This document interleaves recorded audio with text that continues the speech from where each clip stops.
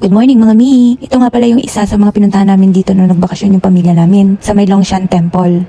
From Hsinchu, sumakay lang kami ng train, then bumaba kami sa may Taipei Main Station. Then sakay ulit kami ng MRT Red Line, tapos baba naman kami ng Songshan Station. Paglabas nga lang namin ng Songshan MRT Station, natanaw na namin agad yung pinakaulo ng temple. Tapos lakad lang ng konti, doon na mismo yung entrance. Buddhist temple nga pala to, tapos open siya sa public. Dinadayo to ng iba't ibang mga turista. Sobrang Instagrammable ng lugar. So syempre respect nilang tayo dun sa mga local na talagang pumunta dito para magdasal. Nagpicture lang kami dito sa may pinaka-entrance kasi entrance pa lang talaga Instagrammable na. Tapos pagpasok namin dun sa loob, merong mga nagtitinda ng mga souvenirs. Wala naman nakalagay or nagsabi sa amin na bawal mag-video at saka mag-picture sa loob. At napakarami din naman namin nakita ng mga locals na talaga nagpipicture, nagbi-video. Pero hindi na rin kami masyadong pumasok doon mismo sa pinaka-loob, sa may pinaka-temple nila. Kasi nakikita namin maraming local yung talagang munta para magdasal. Di ko alam kung tama yung salitang dasal para sa kanila kasi Buddhist yung religion nila dito. Hindi ko rin alam kung paano yung way ng pag-worship nila. Since nakapagpa-picture naman na kami dito sa may pinaka-entrance pa lang at saka dito sa may mga gilid-gilid, umalis na rin kami agad dito kasi marami pa kami mga pupuntahan dito sa may pinaka-Taipei. Marami kasi malalapit na tourist spot dito na MRT lang talaga yung sasakyan mo. Pagbaba mo doon na talaga yung pinaka-tourist spot. Kaya hindi na rin kami nag-aaksaya masyado ng mga oras dito. Basta makapagpa-picture kami is okay na. Meron din nga pala sa mga Buddhist na nag-aalay sila ng mga pagkain, prutas, mga ganyan, yung mga nasa lamesa, mga alay yan. Tapos kung yun sa atin, ang tinitirik natin is kandila, sa kanila naman yung parang stick na pula na umuusok.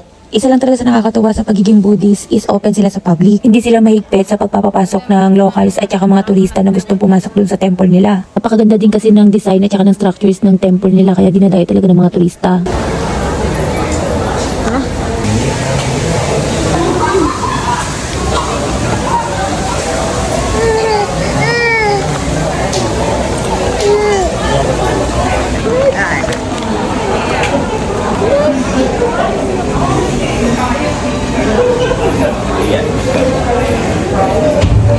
And that's all for today's video. Thank you for watching guys. Please like and follow my page. Bye!